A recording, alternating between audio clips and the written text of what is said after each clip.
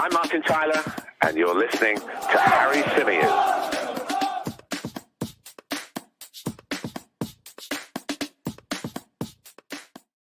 Hey everybody, how's it going? Welcome back along to the Chronicles of a Gooner, the Arsenal podcast, part of the 90 Min Football Network. As ever, I'm your host, Harry Symeou, and we are coming to you live on this Sunday night, 10 p.m.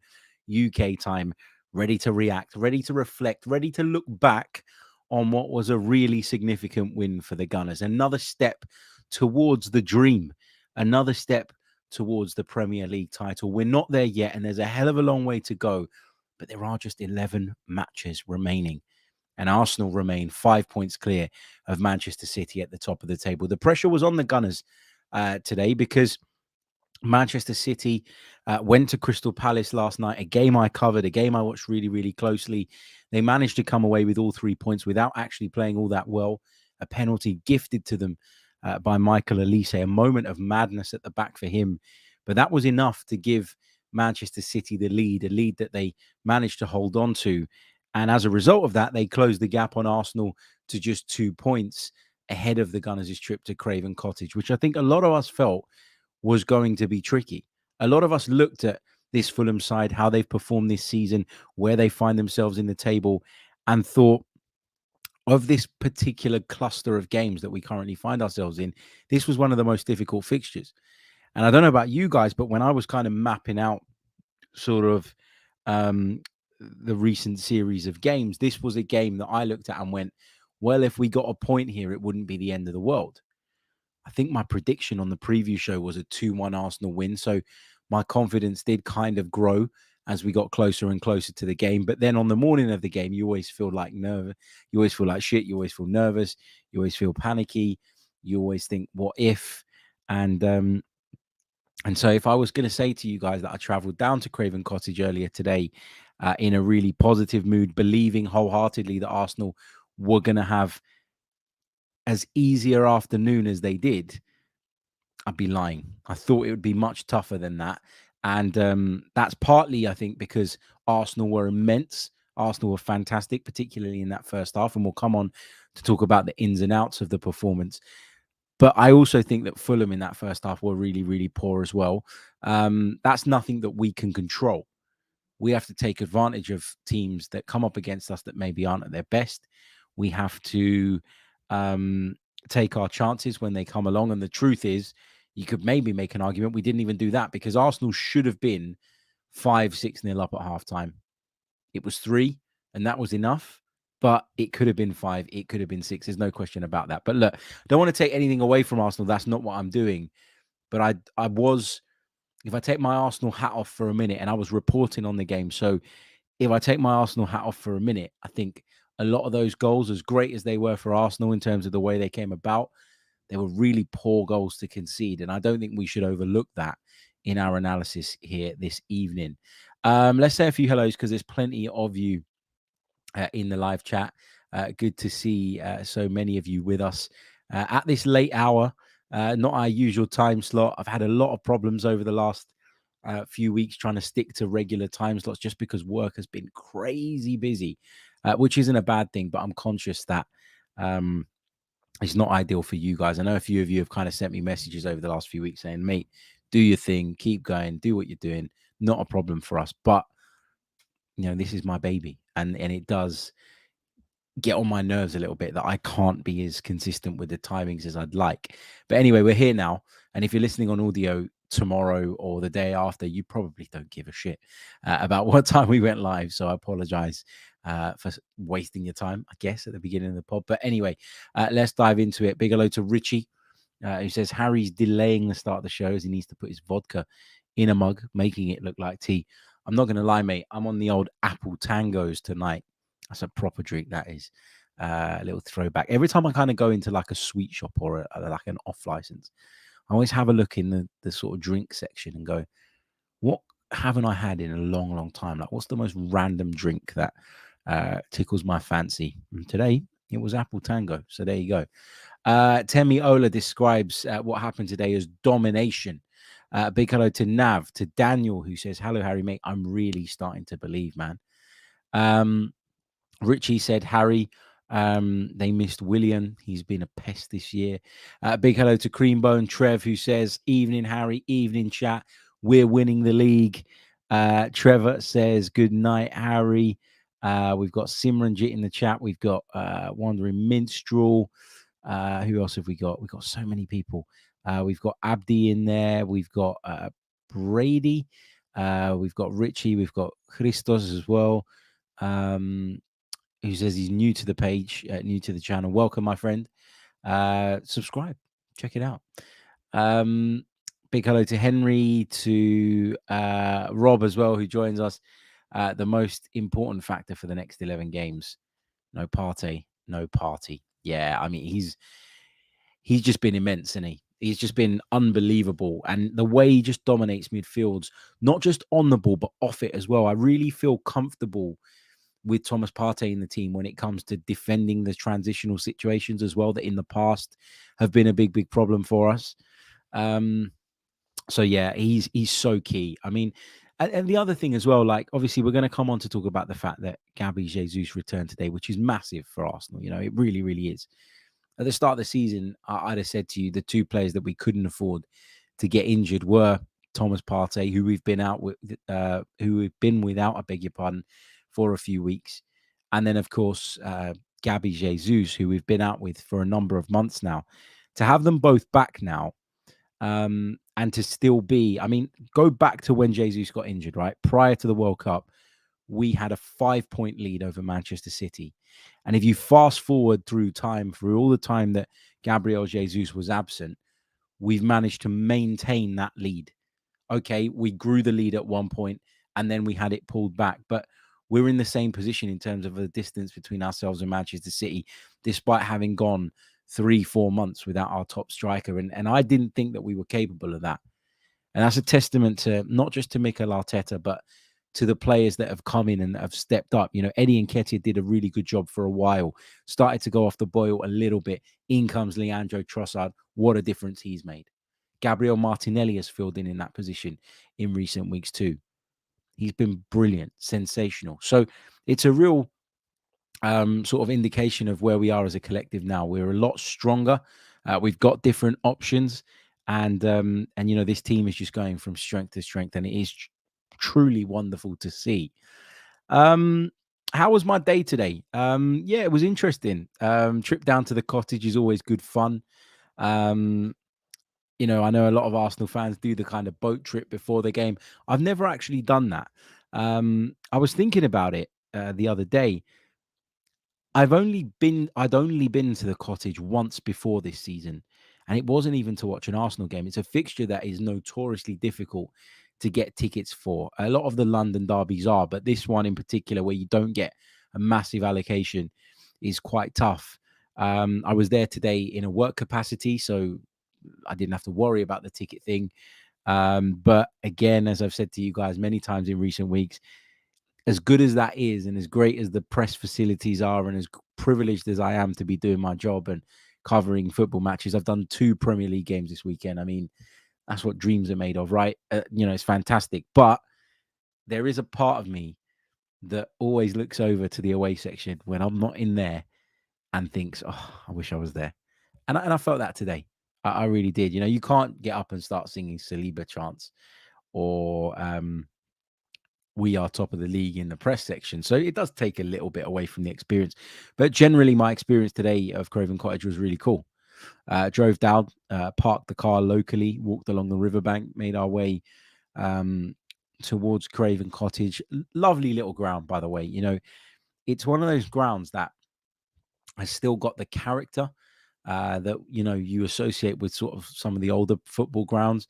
But he's obviously in the process of being modernized. The riverbank stand, the riverside stand, I think they call it, looks sensational. I think it looks fantastic. And the rest of the stadium, pretty tidy too. I was in the section where they still have the old wooden seats in the press box. And I mean, when I got there, I thought, oh, this is cool. You know, I even took a picture of the seats, like to send to my mates. Like, look how traditional this is. This is fantastic. But I'll tell you one thing. After about 15 minutes, they bloody start to hurt your ass. And I certainly felt that today. But yeah, look, as I say, traveling down to the game today, I wasn't completely confident that Arsenal were going to go there and win. And obviously, we'd heard in the build-up that Jesus and Trossard were in contention, as was reported by Charles Watts. That gave people a bit of a lift, and that gave people a bit of a boost. I don't think anybody thought in their wildest dreams that Gabriel Jesus was going to start the game. I didn't even think that Leandro Trossard was going to start the game. I wondered if he was going to be called upon from the bench in the event that we really needed him. But he passed a late fitness test. Myself and the other sort of radio broadcasters got to speak to Mikel Arteta down by the tunnel post-match.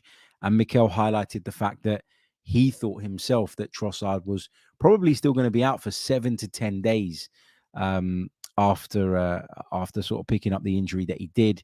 And that, he was so pleased with Leandro's efforts to get fit quick, and obviously the medical team's efforts to help that and to facilitate that. And obviously he'd be delighted because he's come into the team and had a massive, massive impact. I would go as far as saying what we witnessed today at Craven Cottage, you might as well call it the Leandro Trossard show.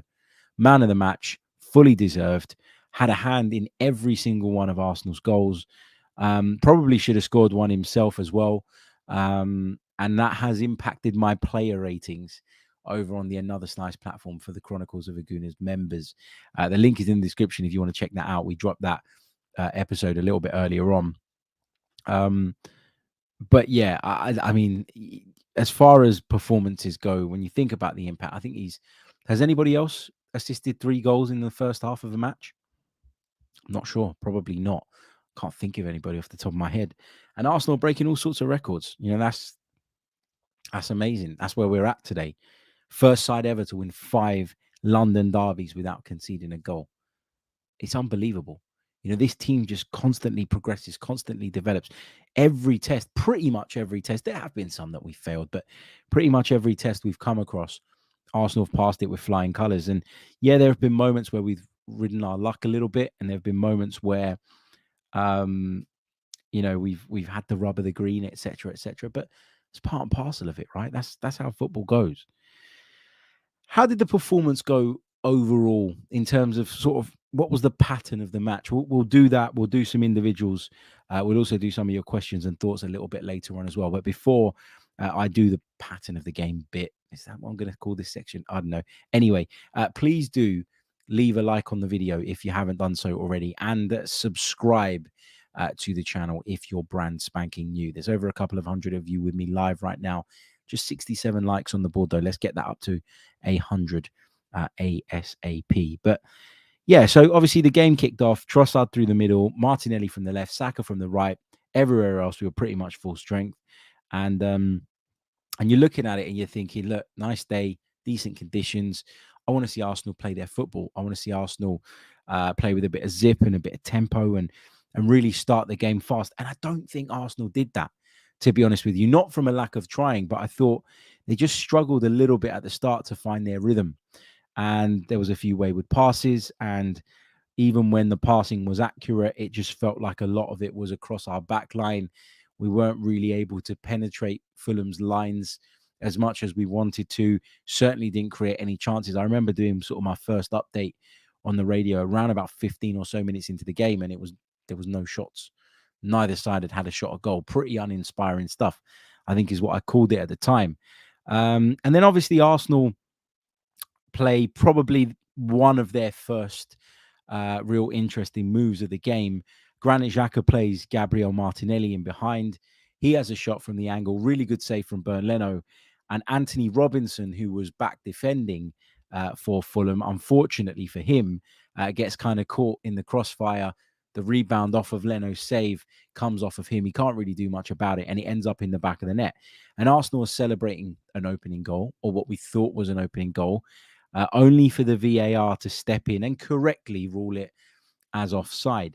But my worry at that point was not necessarily that I didn't think Arsenal had it in them to go and create more chances, or that I thought this was going to decide the match. My worry was that up until that point, the Craven Cottage crowd had been really flat, like really, really flat. Like I'd been told going there that it wasn't the most atmospheric of grounds in the Premier League. And, I understand that. And, at times our ground hasn't been all that atmospheric. But this is a remarkable season that Fulham are having. So I expected a little bit more than what I saw. You'd have thought they would have backed their team a little bit more from the start, created a bit more noise, and maybe set the tone as to how the game was going to go, or given their team that extra sort of 10-15% that you can get from the crowd in their efforts to kind of obviously try and get their noses in front or stifle an Arsenal side that have been pretty damn good on the road this season. The first real time I think they got involved in the game, it was pretty much the last time as well, but the first real time I thought they got involved in the game, and I started to look around me and think, yeah, you know what, hold on, this place could kind of spark into life, was when that goal was ruled out. Now, VAR is a really sort of interesting thing. We have debates about it every week. Was that decision right? Was this decision wrong? Is it taking the fun out of football? Does it kill the atmosphere at grounds because of the delays that we get? Are people reluctant to celebrate goals? All of that stuff. But actually, what it did was create a spark point for the Fulham fans. It didn't really last, because obviously shortly afterwards we went and broke the deadlock for real. But it gave them something to kind of galvanize them. And I remember sitting there going, "Oh my god, they haven't done anything in this game just yet, but us having that goal ruled out could actually spark Fulham into life. Certainly spark some of the fans, particularly behind that goal, into life." But fortunately, we were able to kind of keep our heads, stay focused for the next few minutes. And then obviously we got the breakthrough through Gabriel at centre half. I mean, what a record he's got against Fulham, by the way, as a football club. Got that goal in, I think, was it his first game? I think it was his first game, wasn't it, in Arsenal colours? Powered home ahead of that. They scored the winner, as we talked about in the preview show earlier on this season, and then gets another one today.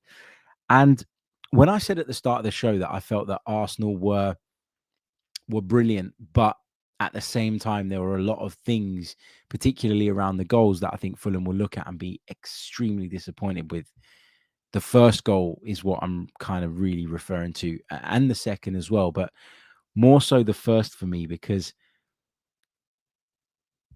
the second one was a sort of an individual in Anthony Robinson losing a duel to Gabriel Martinelli, getting out thought. The cross caught him out, and he couldn't stop him from sort of slightly getting off the ground and then nodding it goalwards. But the first one was a corner in from Arsenal's left-hand side, Leandro Trossard's delivery, and the ball is dropped right on the edge of the 6-yard box, like literally right on the edge of the 6-yard box.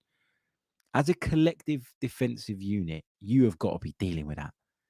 You have absolutely got to be dealing with that. If we put it the other way around, if that was at our end, I'd be livid. I'd be livid that my centre halves didn't deal with it.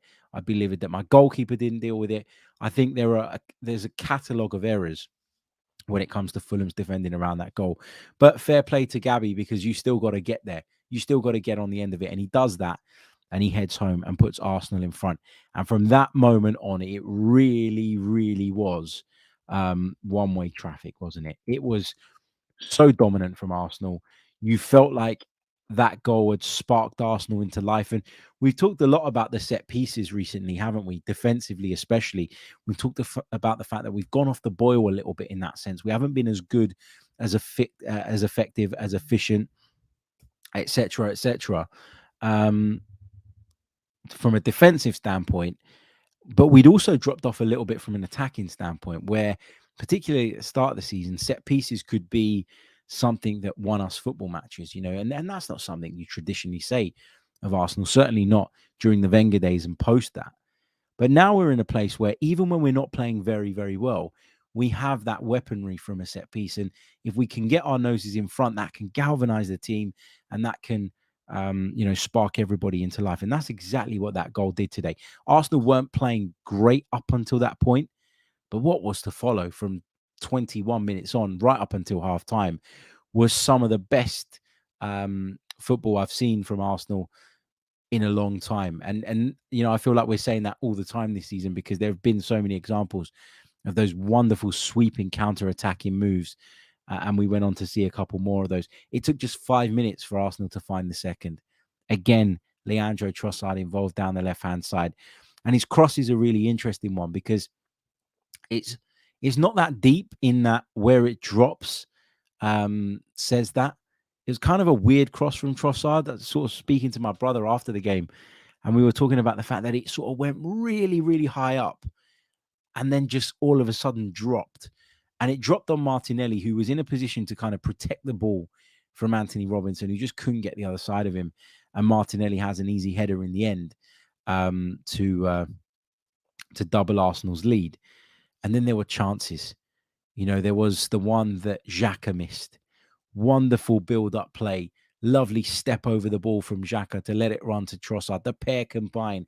And Xhaka gets through on goal. And what happens, as far as I could tell, he just couldn't make his mind up. He just couldn't work out what it was he wanted to do there. It just took him too long. And in the end, he did nothing. He just let the ball knock off of his shins and roll into the arms of a grateful Bernd Leno. There was the Trossard chance. He fired wide. Martinelli had one coming in at the far post. But Arsenal did get their third goal right on the stroke of halftime when, again, surprise, surprise, Leandro Trossard picked out Martin Odegaard on the far side. He brought it down beautifully, stepped inside, kept his composure, didn't panic, didn't snatch at it. But when he got into the position to let fire, he struck it with venom, but also with incredible accuracy. And that put the game to bed. And the second half was really, really different after that. Not in a bad way. Fulham had a couple of opportunities at the start of the half. The Cordova-Reed's shot, saved by Ramsdale. Mitrovic's header hit the crossbar. But that was Fulham huffing and puffing. And they had to come out and give some sort of response.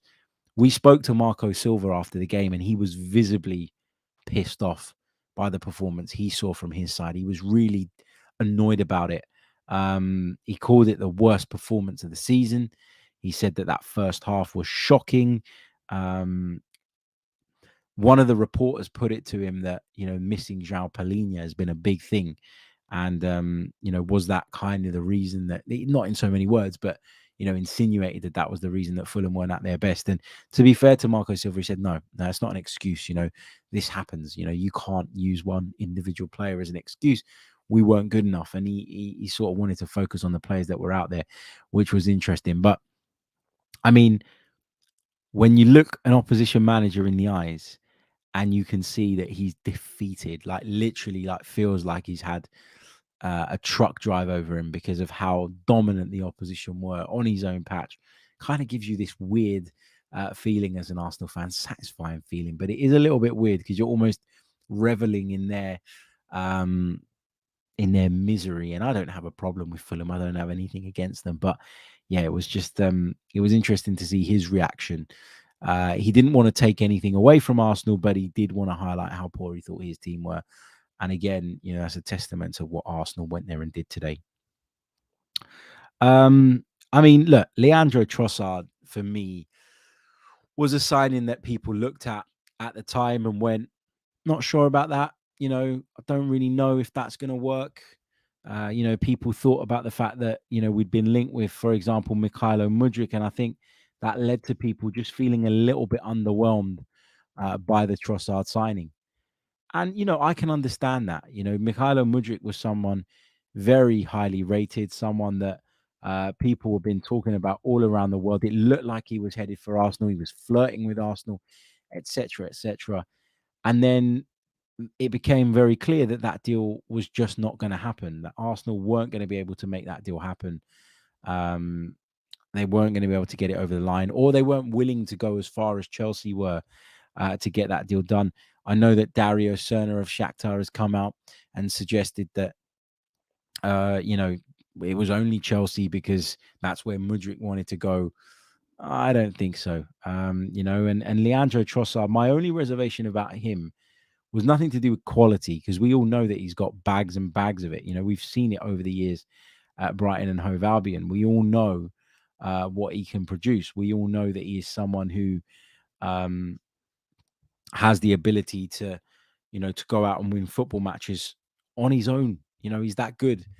But obviously the way things ended at Brighton, there were concerns for me about his attitude, about his application. Maybe it appears that was because he didn't want to be at Brighton, because he's come to Arsenal and he's been fantastic. And I'm just looking at his record here. He played 8 minutes against Manchester United on his debut when he came off of the substitutes bench. Looked really, really lively that day. He played 31 minutes at the end of the defeat at Goodison Park. Then he played, obviously, the home game against Brentford, in which he scored a goal. So that was his first goal and only goal in Arsenal colours in the Premier League. Then he played 14 minutes at home to City. And then he played 68 minutes away at Leicester. Didn't really have a great impact in that Leicester game. In the Villa game, I beg your pardon. But at Leicester, he got an assist. Against Everton at home, he registered an assist. And today against Fulham, he managed 3 assists. So he's got 5 assists and a goal in his Premier League appearances for Arsenal so far. That is some return, isn't it? And for a player that we paid approximately, according to Transfermarkt anyway, 24 million euros for, so around about 20 million pounds. That is pretty good going. That is a fifth of what Shakhtar were looking for Mykhailo Mudryk. And what has Mykhailo Mudryk produced for Chelsea so far? This is not to shit on the guy and say that he's not going to turn out to be a great player, but he's not scored a goal yet for Chelsea. He's got 1 assist in the Premier League. That is it. That is literally it. So again, Mudryk will get there probably, but he isn't there now. And what Arsenal needed when they brought Leandro Trossard in was someone to come in now and impact the team. Someone who could come in, support us in the wide areas where we were lacking at that point really, really badly, but also someone who could play anywhere across the front line and help us. And Leandro Trossard has really helped us in that centre-forward position in recent weeks because, of course, Eddie Nketiah has picked up an injury. Gabriel Jesus has been out, obviously. And at 20 odd million quid, it just made a lot of sense. And Leandro Trossard has probably already repaid that fee based on what he's produced on the pitch so far. He's a game changer, as Richie says in the chat. And that's the kind of player that we really, really need. And I'm delighted that we've got him. Also really interesting, I think, the way he combines with Gabriel Martinelli. It just feels to me like him and Martinelli are on the same wavelength. They understand each other in a similar way to the way that Martinelli and Jesus understand each other. I think when Jesus got injured, we didn't just lose Gabriel Jesus. We lost the Gabriel Martinelli that was thriving alongside him. And he went through a little bit of a dip. Yes, the last few weeks, his performances have picked up and that's been great. But I think a lot of that has been because he's been able to play with Leandro Trossard. Who I think has made a hell of a lot of difference. So sometimes you find players that just click with one another, and you find players that understand each other, have this kind of natural understanding. That communication is obviously key, etc., etc. But I just think with Trossard and Martinelli, we've got a really effective combo there. They can interchange positions as well, which is massive. And it just shines a light on the fact that maybe Martinelli just struggled a little bit with Nketiah, who is a little bit more static in his positioning, in that he isn't going to drift left, he isn't going to drift right as much. He will try and do it to a degree, if that's what the manager instructs, but he just doesn't do it as naturally as a Jesus or as a Trossard. And so I think Martinelli suffered a little bit from that as well. I want to give Granit Xhaka a massive shout out too, because I thought he, especially in the first half, was sensational. I thought he was fantastic. Leandro Trossard was obviously the standout player going in at the break, but Granit Xhaka wasn't far behind him. He was so creative in that half space, stepping over balls, pinging out passes to the left, nice and early, switching the play across field. He did so many positive things on the ball, Granit Xhaka, and he was a big part as to why we were able to sort of break down Fulham and then continue to slice through them with a lot of ease. Also gives you a lot defensively, Granit Xhaka. He's one of the mature players in this team, one of the leaders in this team. And again, a bit like when we were talking about I've completely lost my trail of thought. A bit like when we were talking about sort of being on the transition. I think that's what I was going to say. Granit Xhaka, it just helps us to protect ourselves in that situation as well, because his instinct, despite playing further forward, his instinct quite often is to drop back into certain spaces.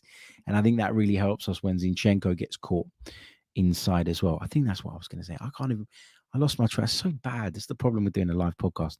So bad. I got distracted by something else that popped into my head, said hello, and then ran away out the back door. But anyway, Granit Xhaka, fantastic performance. Really, really enjoyed what I saw from him. Gabriel Martinelli, obviously, I've mentioned him already. I've talked about Gabriel, the centre half, but there's another Gabriel that I want to touch on because he returned from injury today. And I mean, what a smile. It's infectious, isn't it? Like you're watching him warm up.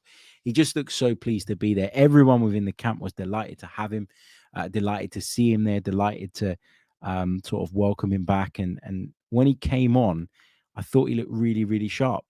A lot sharper than what I thought he would be, given how long he's been out for.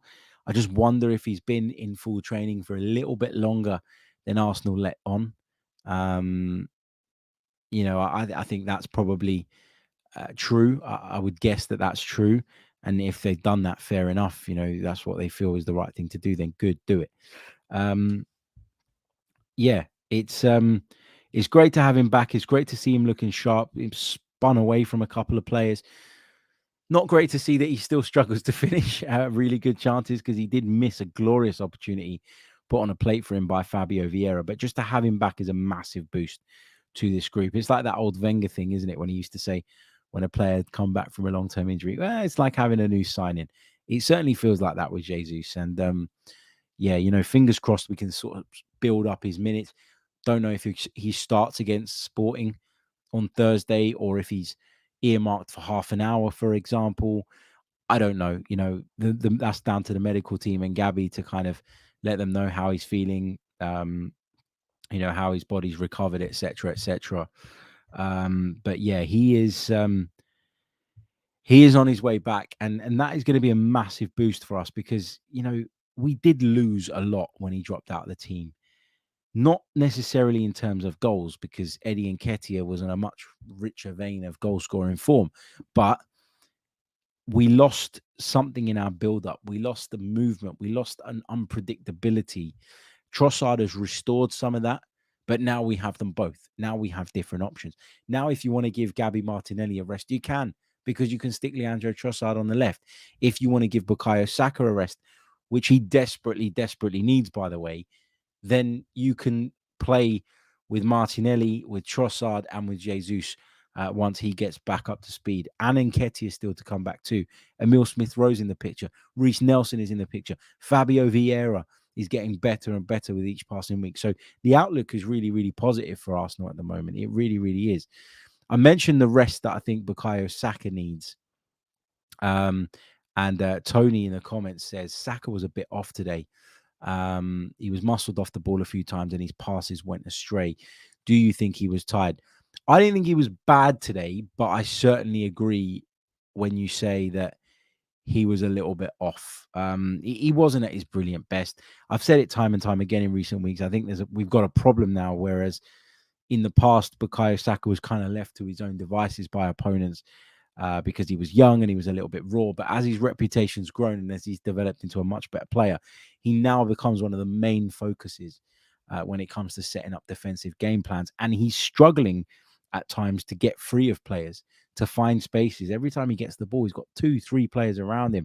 And that's not easy to handle. To his credit, most of the time this season, he's been able to find a way and he's been able to impact games regardless of that. But I agree with you that he was a little bit off, but it's not a concern for me. I'm not worried about his form. I'm not worried about the things he's doing. I'm not worried about his attitude or anything like that. I just think he's running on empty.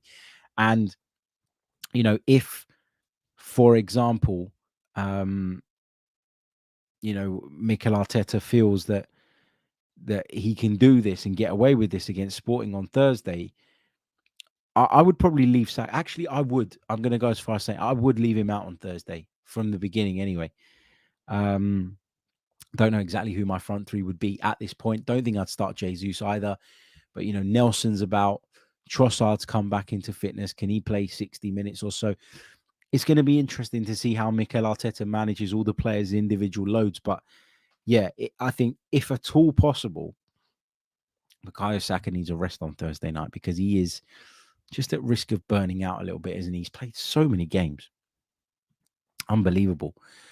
Craig in Fort Lauderdale says, what a win today, driving home from celebrating Magic Mike's birthday in Orlando. Hope you're well, Harry.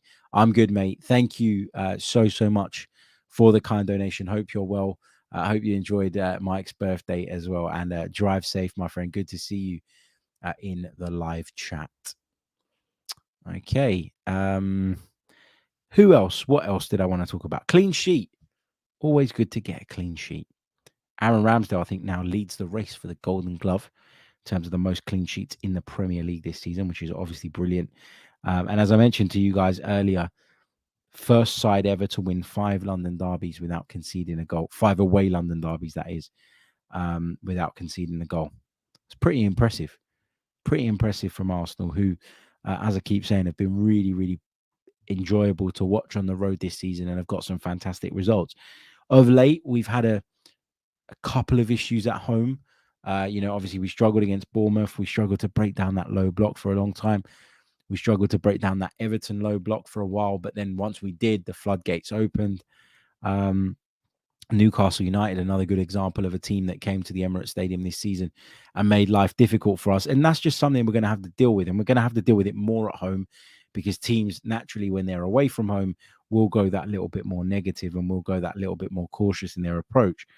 But yeah, we seem to thrive away from home at the moment, and we've got some big away games to come. Obviously, Liverpool still, Newcastle still. We've still got to go to Manchester City. We've got Chelsea to come to Emirates Stadium. So although I'm sort of sitting there exchanging texts with my mates and God knows who else saying, 11 games to go, 11 games to go. Make no mistake about it. There are a lot of difficult games to come. And that's why I'm not getting carried away. But with each passing week, the confidence grows. With each passing week, you start to believe that little bit more. And why wouldn't you? Why shouldn't you? Arsenal are in a wonderful position. And as I said, we've still got the 5-point lead that we had going into the World Cup, despite having had to deal with some long-term injuries to some really, really key players. But here we are, and hopefully we can push on in the final stretch. That kind of summarizes my thoughts on today's game. I don't think we saw anything particularly different from a tactical perspective, so I'm not sure that's worth sort of breaking down. I think it was pretty much as you were. We saw the Mikel Arteta system in full flow. Zinchenko coming inside, Gabriel shifting across, Saliba shifting across too, Ben White playing like a right-sided centre-back at times. Ben White was an interesting one for me because I thought that although I thought he had a pretty good game defensively, he just didn't get forward as much as he normally does. Certainly in the second half, that might be down to the fact we were 3-0 up. But just if I'm being hypercritical, didn't think he offered much going forward today. Should we just run through the entire team just briefly? Aaron Ramsdale made a really good save in the second half, almost gifted Fulham a goal though in the first half. A little bit frustrating, but I suppose he's asked to play that way, and you're going to get that from time to time. Thankfully, we didn't get punished for it. I mentioned Ben White just there. I thought Saliba and Gabriel were superb. Saliba dealing very, very well with the physical battle that Alexander Mitrovic obviously just drags you into, whether you want to be in it or not. I thought Gabriel did a really, really good job alongside him too, covering that Zinchenko area or left back area as he steps into midfield. Never an easy task, but Gabriel makes it look easy a lot of the time. Gabriel also had an interesting little kick out, didn't he?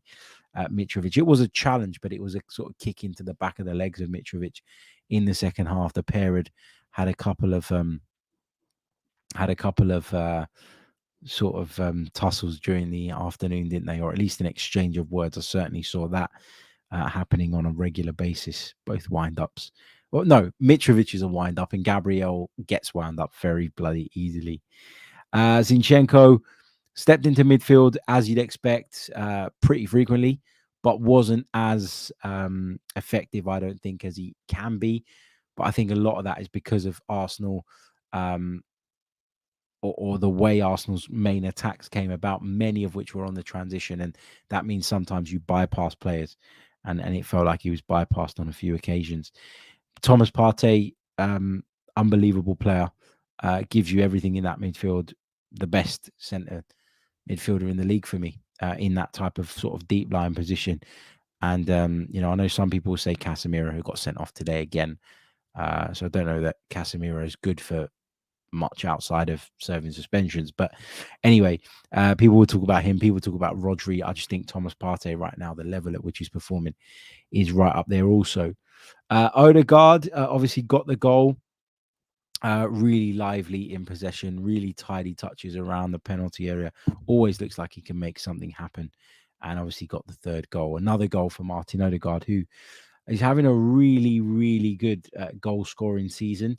And for a player of that position, or a player who plays in that position, you'd expect him to be able to get into the right areas pretty often. One of the things I had a bit of an issue with when it came to Martin Odegaard last season was a lack of goals. If I break this down now, just on my, I'm looking at another screen. I'm not looking the other way or ignoring you. But if I go back to the 21-22 season, right? So in the Premier League, Martin Odegaard, during that campaign, he managed 7 goals and 4 assists. Right? 7 goals in 36 appearances and 4 assists.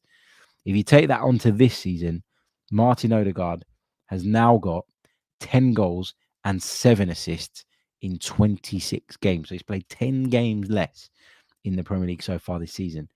And he's on 17 goal contributions. That is pretty impressive. It really, really is. And he continues to develop, continues to lead, continues to set the example week in, week out. And, I'm so proud of him. I'm so proud of him being our captain at the moment. Let's talk, or we've talked Xhaka already, so I won't go into that one again. We've talked Martinelli already. We've spoken a little bit about Saka, maybe just being a little bit below the level. And we've waxed lyrical about Leandro Trossard pretty much since this episode begun. So I think that's kind of it in terms of my thoughts. It's about resetting now. It's about shifting our focus to the Europa League, of course, where we still have work to do. I expect there to be multiple changes. I think that's something that Mikel Arteta intends to do. How heavy he'll go on the rotational front, I don't know.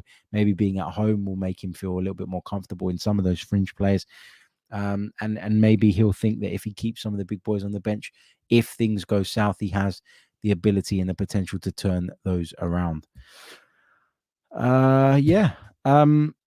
Let's take some of your questions. Let's take some of you guys' thoughts from the live chat. I'd love to hear from you. So if you've got a question, chuck it into the chat box and I'll get over to those in just a second. Quick reminder, if you haven't done so already, please do leave a like on the video, subscribe to the channel if you are brand spanking new, as we make our way forward towards 30,000 here on YouTube, but plenty more in the audio space as well. Really chuffed to see that we managed to hit 100 reviews on Apple Podcasts, which we wanted to get to for a little while. It just felt like it was going so slow. But if you can help us now push towards the next goal, the more reviews on Apple, the better.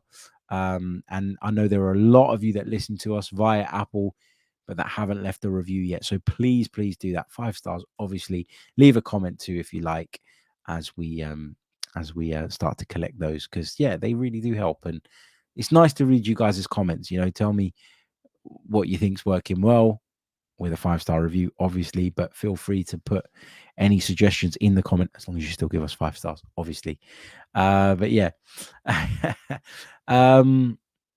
What else we've got?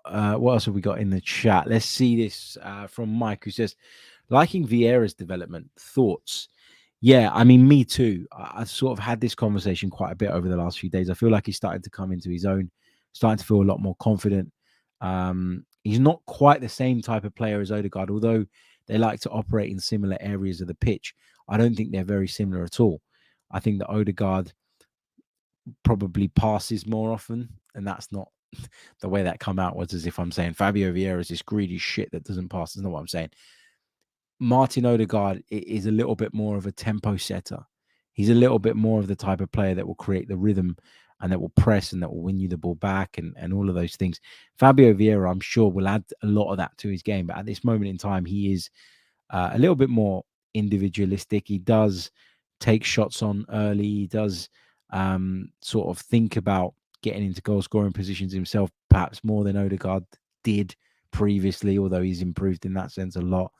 But yeah, they're different, but equally as talented, I think. And I'm really excited by how things are going to develop with this young player because, yeah, I just really like watching him, and he's a gooner, and that's obviously great. But outside of that, I just love watching the way he sort of struts around the pitch, and some of the touches are superb, aren't they? Big happy birthday shout out to Sergeius, one of our regulars in the live section. He says, "What a way to end my birthday weekend with a stunning win. Happy birthday to you, mate.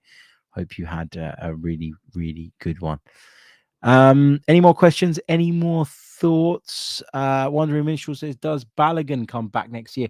Got another goal tonight following Balogun, as far as I know, at the time of recording. 16th, I think, in Liga and so far this season. That is a pretty impressive return. Does he come back to Arsenal? I think he'll come back in pre-season and he'll be given the opportunity to impress. He'll be given the opportunity to show what he can do, probably in friendlies, in training, etc., etc.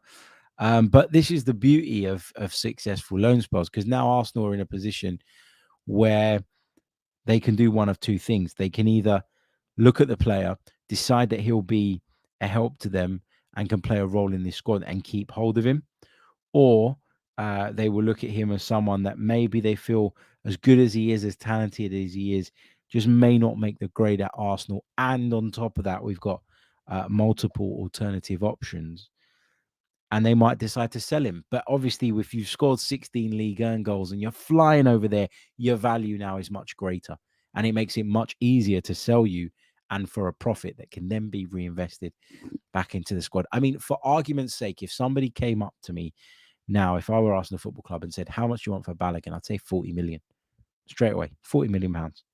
Why? Because he's young. And very often in transfer windows, we're not selling players, we're selling potential. We're selling hypotheticals around how they might perform. Well, Balogun's someone that we can really build up the hypotheticals around, but we can also point to his goal return in Liga this season as backup, as supporting evidence. And I think that enables you to then go out and get a much better fee. Richie says, "Player of the year for me is Martinelli. What are your thoughts?" There's a few, man. It's really hard. Like, we'll do a show around this, I'm sure, towards the end of the season, but there's a few candidates for me. Odegaard's definitely up there. Zinchenko's there. Saka's there. Martinelli's there.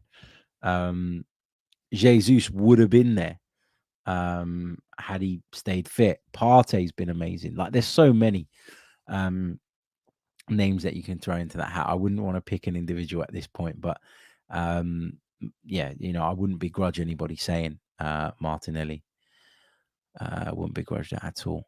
What else have we got? Anuj says, "Partey was brilliant. Jesus looked good. The first team is complete. We have a good bench now. Do you think we can beat City away?" We can. It's not impossible. Do I think we will? Not sure at this point. It's going to be really, really tough. It's a tough game. There'll be a lot riding on it for Manchester City. What I'm kind of hoping is that Manchester City's almost obsession or desperation to win the Champions League is going to work as something that benefits us. Is going to work out to do us good, because of maybe the fact that they'll have a lot of games. They might fall behind in terms of fixtures because of their involvement in the FA Cup and the Champions League. And then if we can get the points on the board, yeah, they'll have games in hand, but the pressure will be on them. And if they're under pressure, I know they've shown they can deal with it in the past, but obviously that makes it more likely that they slip up. And so, yeah, what I don't want is that game to be billed as this massive title decider, because I don't think actually that game is going to decide the title. I think some of the fixtures around that particular time are going to decide it at the end of the day. Big hello to T, who says, "Hi, Harry. Was thrilled to see you on Premier League TV today via Sida Vision in Cyprus." Thank you very much. That's the feature that I did with Premier League Productions, looking back on the Bournemouth game and then previewing today's game, which was put out on the world feeds over the weekend. So, yeah, good to see that somebody watched it.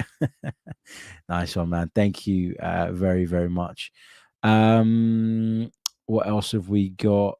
I'm going to take a couple more, but then I am going to run because it is tired. It is late. Look, I'm saying it is tired instead of it is late. That's how you know it is late.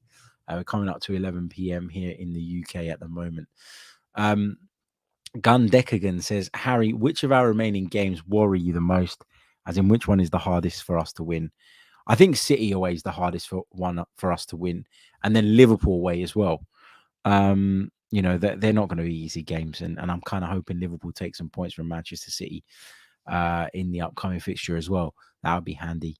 But yeah, City and Liverpool are the two that really worry me. Newcastle away is a game that I think we can at least get a point in at minimum. I don't look at Newcastle right now and fear them in the same way I might have done 3 or 4 months ago. They won today, obviously. That's a positive for them, but I think they've gone 5 or 6 without a win prior to that. So, you know, they've not been in the best of shape. They've had some injuries. The failing in the Carabao Cup final would have had some impact and effect as well. And yeah, look, we are where we are. Yeah, I mean, look, let's just take it one game at a time. You know, at the moment we got 11 to go. We don't need to win every single one. And we might get away with dropping a few points, actually, depending on how Manchester City get on as well. So you got to assess this from week to week. It's really difficult to kind of make forecasts and look at these games. You don't know what's going to happen in these games, you know. City could be really far into the Champions League, and we know that, you know, Pep Guardiola has overcomplicated things as a coach at times. We know that he's obsessed with he's obsessed with winning that competition with this club. He wants to round off the collection, if you like.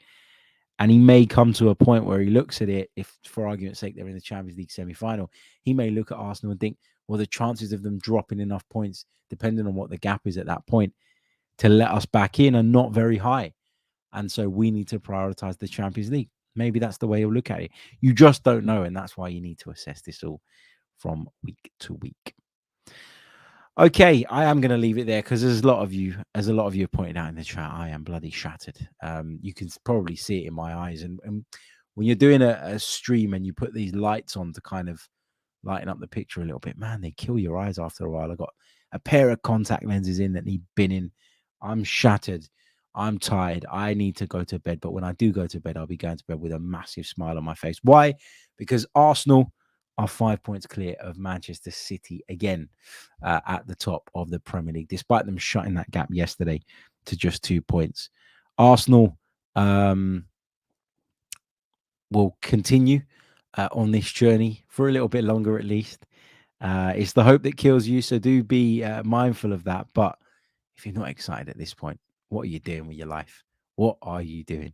I'll see you all tomorrow with some more content. We'll be back on Tuesday as well as we start to look ahead to the game against Sporting on Thursday. And of course, come Friday, we'll be looking ahead to the weekend's game against Crystal Palace. So lots more content to come your way this week. Until next time, take care of yourselves, stay safe, and I will see you all soon. Goodbye. I'm Martin Tyler, and you're listening to Harry Symeou.